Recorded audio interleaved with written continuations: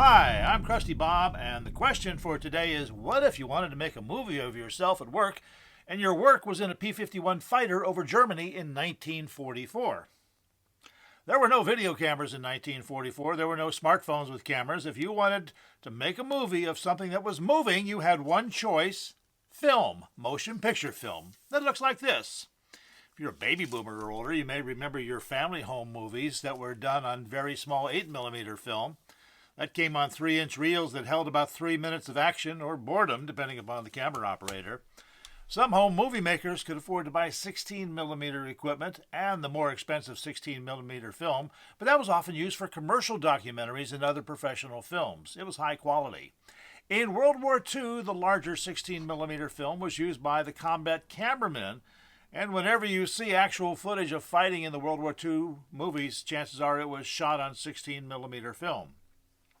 So what about the guy in the P-51 who wants to shoot movies at work? What's he going to do? Well, he gets a gun camera. Or at least his aircraft gets one. Let's hear from a government document about these gun cameras.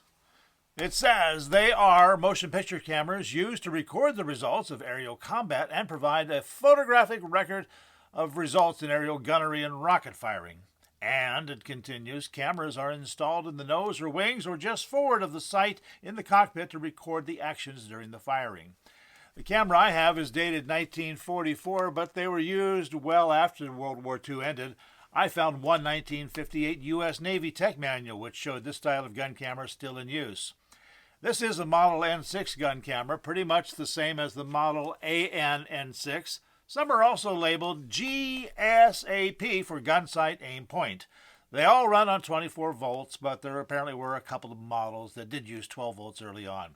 Each camera holds one film magazine with 50 feet of black and white 16mm film. That's not a lot of film, but the cameras have 3 speeds. At 16 frames per second, it'll shoot 2 minutes and 5 seconds of movies. At 64 frames per second, it only shoots 31 seconds of movie. And at 32 frames per second, you get 62 seconds of film. The speed setting has to be set before the aircraft is installed, or rather before the camera is installed in the aircraft. Do not try to install your aircraft into the camera. That will void the warranty. The same thing goes for the lens adjustment. There was no automatic lens in 1944, so camera exposure was set on the ground based on expected conditions. But if the gun camera faced into the sun, the image could be blown out white, or if it pointed towards a dark forest, the recorded film was nearly solid black. Despite those limits, the gun camera did a pretty good job of capturing enough information to allow the pilots and their commanders to evaluate what happened every time the guns were fired. The Type N-6 gun cameras had something called overrun controls, which allow the camera to record for from 2 to 5 seconds after the trigger has been released. This enables recording the full flight of the bullets. The Type N-6, the kind I have, was fixed at 2 seconds of overrun.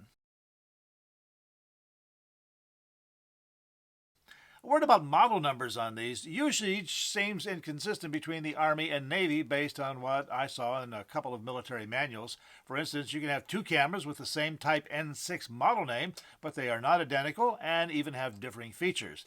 Despite the variance in looks, features, and model names, though, they all pretty much do the same thing: shoot movies onto the film magazines when the trigger is pulled. So about some technical details. This is from the Navy Tech Manual. The film magazine used in the AN-type camera is a stamped metal cartridge approximately 5 by 3 by 1/4 inch and can be loaded up with lengths of 16mm film to about 50 feet. The magazine fits, it says, snugly inside the camera body and is inserted and removed through the magazine loading door at the rear of the camera. When the magazine is inserted, a slide is pulled and the magazine's aperture is opened. The cartridge has a gear that mates up with the drive motor inside the camera body. The lens assembly with its 35mm f3.5 lens is mounted over the aperture and includes a filter and sometimes a prismatic cover in case the camera needs to be mounted sideways. The lens has stops marked B, H, and D, meaning bright, hazy, and dull. That's simple enough. The lens also has to be set for the speed of 16, 32, or 64. A 4-pole receptacle provides power to the camera. The number 1 pin is ground, number 2 goes to the motor, number 3 to the heater, and number 4 to the overrun indicator solenoid. The number 3 pin is, quote, enlarged to provide positive polarization. Whatever the heck that means. Positive polarization sounds like a self help movement to me, but if you Google it, it mostly comes up as a modern era political phrase, nothing to do with World War II movie camera. Oh, I also found some stuff relating it to comets. This camera has a heater built into it, and not just one, but two. There's a connecting jack on the front of the camera for the lens heater, and the motor heater gets power from that main power jack. Keep in mind that World War II pilots routinely flew through temperatures well below freezing, so heat was needed. I've not found a definitive list of which types of aircraft use these N-6 and N-6 gun cameras, but the Navy Tech Manual says all fighter and attack aircraft and most patrol planes and turret installations have mounts and wiring for the AN gun camera. I would imagine the Army Air Forces were similar in their requirements. In World War II and even after, it did seem like a fairly universal gun camera that could fit into most situations. Whether in the wings or turrets, the mounted gun cameras had to be bore-sighted, so they were aligned with the actual guns. Cockpit and turret installations were designed so that when the camera was in the operating position, it was accessible for adjusting and cleaning the lens, replacing the film magazine, and adjusting the speed mechanism. Cameras mounted in the wings, as in the fighters, were removed for reloading and adjusting, and they each had quick-release mounting plates. Here's the speed knob for the 16, 32, or 64 frames per second. This window shows how much film is left. Right now, the needle is midway between 20 and 30, which is 25 feet or half of the 50 feet in the magazine. It might be possible to process that film and get a usable image after it's developed, or it might be possible to connect the camera to 24 volts and shoot the remaining 25 feet of film and process that. What do you think? Leave it alone, right?